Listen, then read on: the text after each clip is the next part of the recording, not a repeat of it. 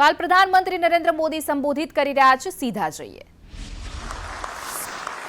और फिर जब देश ने स्टार्टअप इंडिया अभियान शुरू किया तो देश के युवाओं ने दिखा दिया कि वो क्या कुछ कर सकते हैं। आज भारत दुनिया का तीसरा बड़ा स्टार्टअप इकोसिस्टम है। 2014 में जहां देश में कुछ 100 स्टार्टअप भी नहीं थे, आज भारत में करीब 1.25 लाख रजिस्टर्ड स्टार्टअप्स हैं और इनसे करीब 12 लाख नौजवान सीधे तौर पर जुड़े हुए हैं। हमारे पास 110 से ज्यादा यूनिकॉर्न्स हैं। हमारे स्टार्टअप्स ने लगभग 12,000 पैटेंट्स फाइल किए हैं और बहुत सारे स्टार्टअप्स ऐसे हैं जो अभी तक वो पेटेंट के महत्व नहीं समझे हैं। मैं अभी भी मिल के आया, मैंने पहला ही पूछा, मैंने कहा पेटेंट हुआ गया? नहीं, बोले प्रोसेस में है। मेरा आप सबसे आग्रह है उस काम को साथ साथ चालू ही कर दीजिए, क्योंकि आज दुनिया इतनी तेजी से बदल रही है, पता नहीं कौन कहां हाथ मार ले।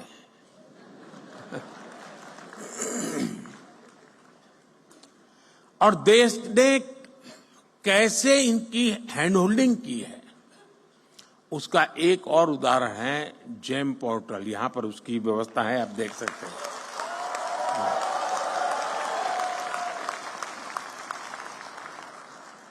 आज ये स्टार्टअप सिर्फ जेम पोर्टल पर ही करीब 20,000 करोड़ रुपए से ज्यादा का कारोबार कर चुके हैं।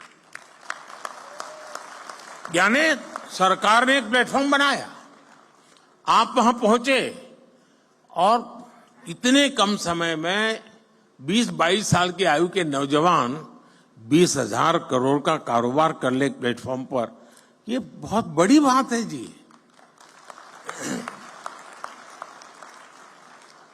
आप सभी इस बात के गवाह हैं कि आज का युवा अब डॉक्टर, इंजीनियर के साथ साथ एक इनोवेटर बनने का सपना, अपने स्टार्टअप का सपना भी देखने लगा है।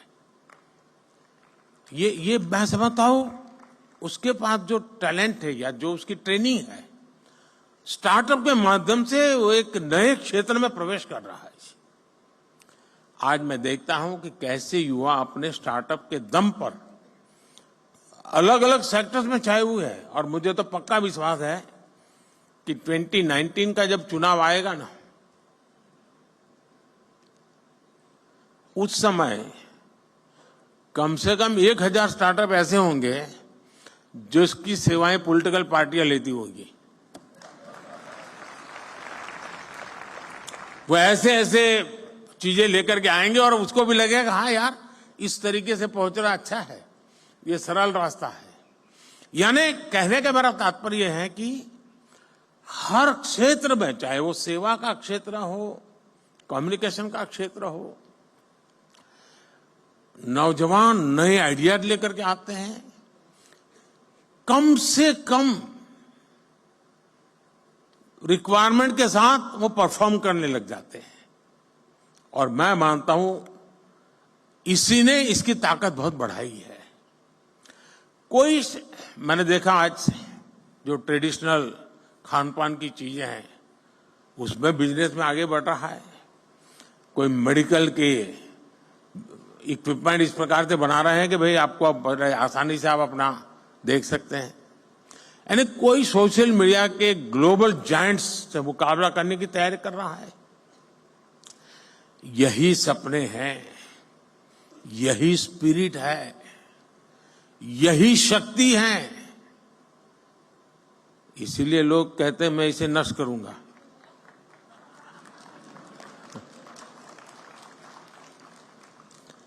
एक तरह से मैं कह सकता हूं कि कुछ वर्ष पहले देश ने पॉलिसी प्लेटफॉर्म पर जो स्टार्टअप लॉन्च किया था, वो सफलता की नई ऊंचाइयों को छू रहा है।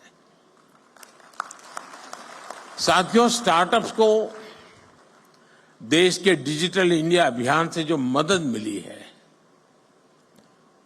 और मैं मानता हूं कि यूनिवर्सिटीज ने इसे केस स्टडी के रूप में स्टडी करना चाहिए। वो अपने आप में एक बहुत बड़ा इंस्पिरेशन है।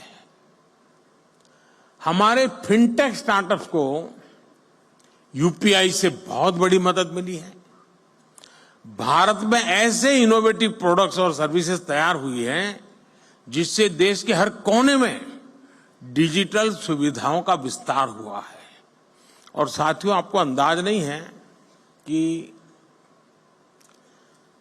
हम जहां हैं, हम रोजमर्रा की जिंदगी है तो हमें पता नहीं चलता है, लेकिन मैं G20 समिट के समय देखता था, हमने यहां एक बूथ लगाया था जहां पर अभी आपके एग्जीबिशन लगा है, वहां G20 समिट में, और वहां यूपीआई कैसे काम करता है, हम 1,000 रुपया देते थे ताकि उनको ट्रायल रन करने के लिए काम आए। हर एक एम्बेसी अपने टॉप मोस्ट लीडर को वहां ले जाने का आग्रह रखते हुए जरा वहां देखें एक बार। यानी वहां लाइन लगी रही थी बड़े बड़े नेताओं की कि यूपीआई है क्या, काम कैसे करता है, और उनके लिए बड़ा अजूबा था। हमारे यहां गांव में सब्जी वाला भी बड़े आराम से कर लेता है।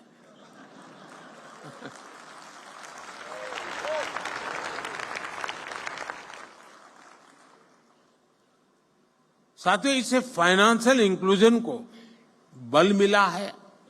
रूरल और अर्बन डिवाइड को देश कम कर पाया है।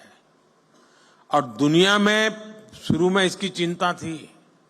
जब डिजिटल प्रोग्रेस होने लगा तो हैव्स एंड हैव नॉट्स वाली थियरी इसके साथ जुड़ गई थी। सोशल डिवाइड की बात हो रही थी। भारत ने टेक्नोलॉजी को डेमोक्रेटाइज कर दिया है, और इसलिए हैव्स एंड हैव नॉट्स वाली थियरी मेरे यहां चल नहीं सकती है। मेरे यहां सबके लिए सब कुछ है। आज एग्रीकल्चर हो, एजुकेशन हो, हेल्थ हो, इनमें स्टार्टअप्स के लिए नई संभावनाएं बन रही है। मुझे इस बात की भी खुशी है कि हमारे 45% से ज्यादा स्टार्टअप्स 45% से ज्यादा स्टार्टअप्स इसका नेतृत्व महिलाएं कर रही है, नारी शक्ति कर रही है।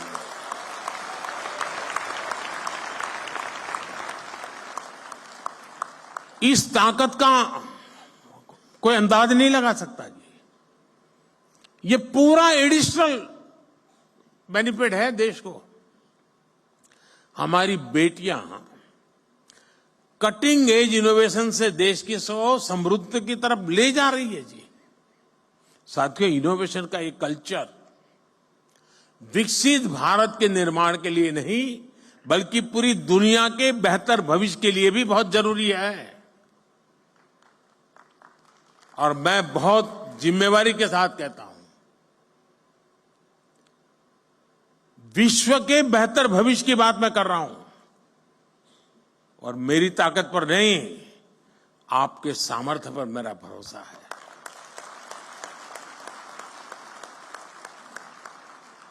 भारत ने अपना ये विजन अपनी G20 प्रेसिडेंसी के दौरान स्पष्ट किया है। इसी प्रीमाइसिस में G20 समिट हुई। विश्व के सभी बड़े नेता कोविड के बाहर दुनिया को कहां ले जाना इसके लिए खड़े बैठे थे, और इसी मंडप पे मेरा देश का यंग माइंड बैठा है जो 2047 तक जाने का रास्ता तय करने वाला है।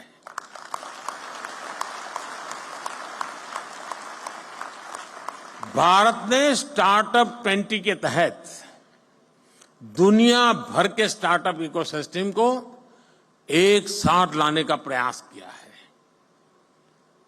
इसी भारत मंडप में G20 के दिल्ली डिक्लेरेशन में पहली बार स्टार्टअप्स को न सिर्फ इंक्लूड किया गया बल्कि उन्हें नेचुरल इंजन ऑफ ग्रोथ भी माना गया।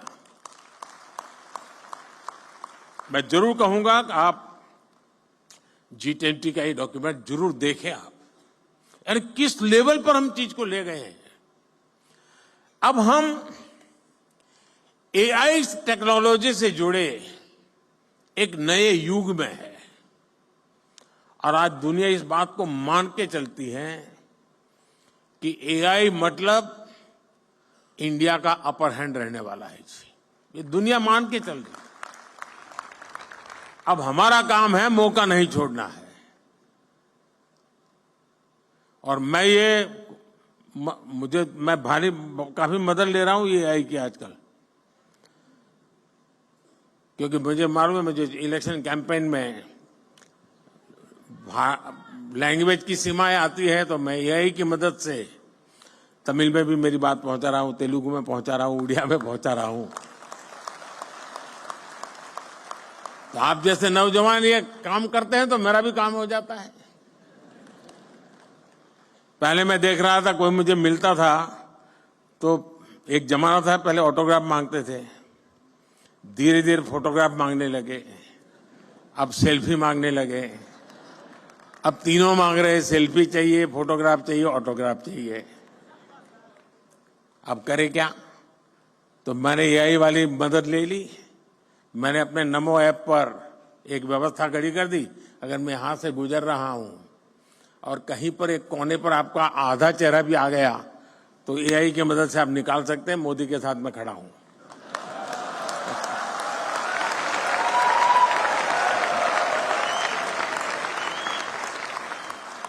आप लोग नमो ऐप पर जाएंगे तो फोटो बूथ है, वहां से आपको फोटो मिल जाएगी आपकी।